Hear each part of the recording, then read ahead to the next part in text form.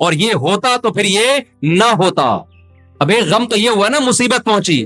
تو اللہ کہتے ہیں ایمان کی توفیق سے مسلمان پتہ کیا کہتا ہے, مسلمان کام کرنے سے پہلے تو کامیابی کے سارے اسباب اختیار کرتا ہے.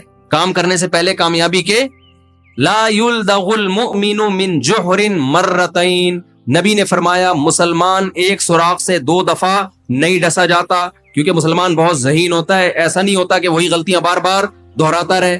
گراؤنڈ ریئلٹی کو دیکھ کر, اسباب کو دیکھ کر پالیسیاں بناتا ہے. سردیوں میں برف بیچنے کا بزنس مسلمان بولتے کیوں نہیں کرتا؟ جیسے میں بتایا نا, وہ سوچتا ہے, سمجھتا ہے. جس کام کا تجربہ نہیں ہے, میں نے بتایا بیکری کھول لی, آتا واتا تھا نہیں کچھ, بیکری کھول لی, پیسہ ڈوب گیا. حالانکہ خاندان میں کوئی کیک بنانے والا نہیں گزرا, کبھی بسکٹ بننے کا عمل اپنی آنکھوں سے نہیں دیکھا. تو یہ حماقتیں مسلمان نہیں. اگر مسلمان کر رہا ہے تو اسلام کی چھاپ نہیں لگا سکتا, اللہ پہ توکل اور اعتماد کی چھاپ نہیں لگا سکتا. تو مسلمان کیا کرتا ہے, گراؤنڈ ریئلٹی کو سامنے رکھ کر, اسباب کو سامنے رکھ کر ایک فیصلہ کرتا ہے, پھر مشورے بھی کرتا ہے. مشورے کی اہمیت شریعت میں استخارے سے بولو زیادہ ہے. آج کاموں کو استخاروں کی بھیٹ چڑھایا جا رہا ہے. جو کرنے کا کام ہے مشورہ وہ نہیں لیا جا رہا, اور جو استخارہ سنت ہے وہ کیا نہیں جا رہا. میں بار بار یہ بات بتاتا ہوں, استخارے میں نکلتا کچھ بھی نہیں ہے. استخارہ اللہ سے مشورہ نہیں ہے. اگر استخارہ اللہ سے مشورہ ہوتا تو پھر اللہ سے مشورے سے بعد مخلوق سے مشورے کی اجازت ہوتی. دیکھو ایک کینسر کا اسپیشلسٹ بیٹھا ہوا ہے, آپ کو اللہ نہ کرے کینسر ہو گیا, آپ اس سے مشورہ لے رہے ہیں کہ مجھے علاج کہاں سے کرانا ہے اور کتنا خرچہ ہوگا, امریکہ جا کے علاج کروں یا پاکستان میں ہی کروں وغیرہ وغیرہ. اس سے مشورہ لیا, اس کے بعد آپ ایک پلمبر سے مشورہ لے رہے ہو, یار مجھے کینسر ہو گیا تو بتا. وہ کہے گا یار ابھی آپ تھوڑی دیر پہلے کس سے مشورہ لے رہے تھے؟ آپ لوگ میرا خیال ہے میں ٹی وی میں آ رہا ہوں تو تھوڑا سا ساتھ دینا. وہ کہے گا آپ تھوڑی دیر پہلے مشورہ لے رہے تھے کینسر, بلکہ کینسر کے اسپیشلسٹ کو غصہ آئے گا, کمبخت تیری نظر میں میری اور پلمبر کی کوئی فرق نہیں ہے. جب تو نے مجھ سے مشورہ لے لیا تو اب کسی جمعدار سے تو کینسر کے بارے میں مشورہ لے رہا ہے. تو اللہ کے مقابلے میں مخلوق کی کوئی اوقات ہے؟ تو اگر استخارہ اللہ سے مشورہ ہے اور اللہ خواب میں آ کے آپ کو بتائے گا کہ کرو یا نہیں کرو, ریڈ کا مطلب نہیں کرو, گرین کا مطلب کر لو, کالے کا مطلب مت کرو, اور وائٹ کا مطلب کر لو, لوگوں نے یہ بنائی ہوئی باتیں. تو پھر قرآن میں پبلک سے مشورے کی اجازت یا حکم ہوتا؟ قرآن میں سورہ شورا نازل ہوتی جس کا نام ہی مشورہ ہے. قرآن میں یہ ہوتا وَأَمْرُهُمْ ذُو شُورَىٰ بَيْنَهُمْ, ان کے اہم معاملات مشورے سے طے ہوتے ہیں, یہ ہوتا قرآن میں. تو اس سے صاف پتہ چلتا ہے استخارہ مشورہ بولو نہیں ہے.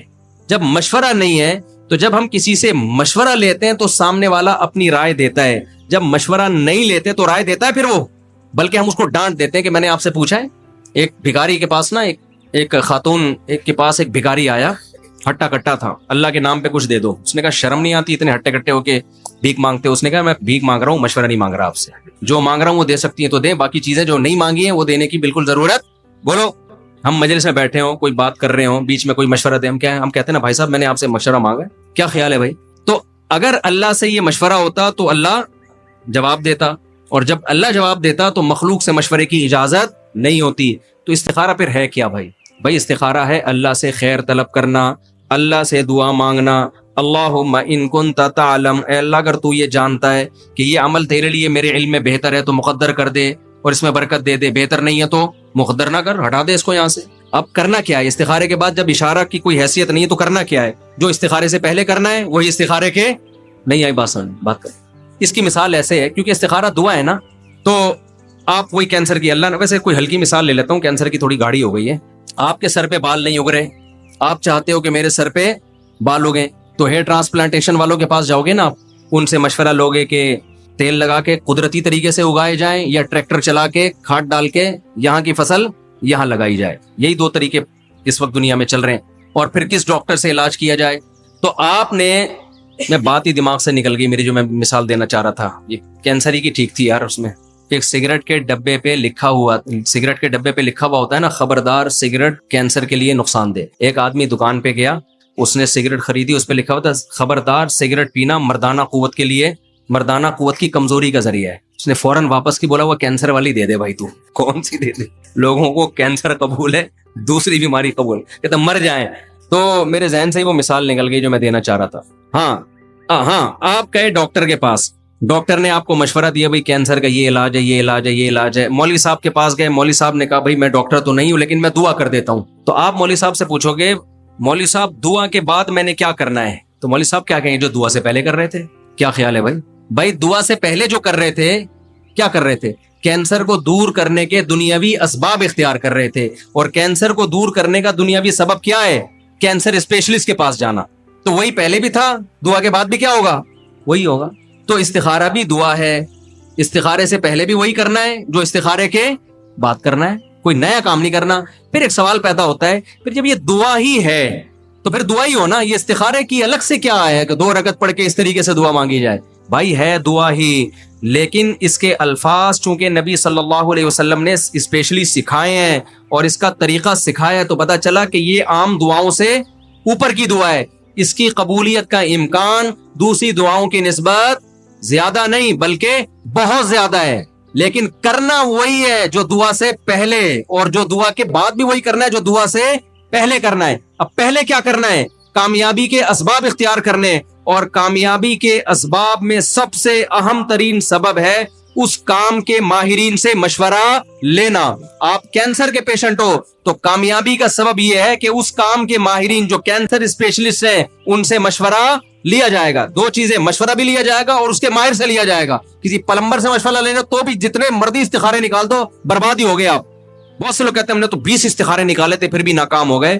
بھائی وجہ اس کی ہے کہ اس کام کے جو دنیاوی اسباب ہیں نا کامیابی کے، وہ آپ نے اختیار نہیں کیے. کیونکہ دعائیں جب قبول ہوتی ہیں جب آپ دنیاوی اسباب بھی اختیار کرتے ہو. آپ ساری رات تہجد میں دعا مانگتے رہو، پوری رات رو رو کے گر گڑا کے مر جاؤ، آپ بے ہوش ہو جاؤ کہ اللہ مجھے روٹی کھلا دے، لیکن صبح آپ پراٹھا اپنے نوالے حلق میں نہیں اتارتے تو وہ خود بخود اڑ کے دعاؤں کی وجہ سے آپ کے حلق میں نہیں جائے گا. آپ کو روٹی تلاش کرنی پڑے گی، آٹا لانا پڑے گا، گوندنا پڑے گا، تندور میں ڈالنا پڑے گا، پھر نکالو گے، پھر اس کو لقمہ بنا بنا کے کھاؤ گے.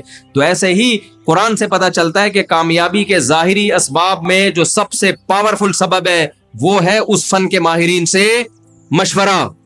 اس لیے علماء کہتے ہیں استخارہ نہ کیا ہو، مشورہ لے کے کام کیا ہو، کامیابی کا پھر بھی امکان ہے.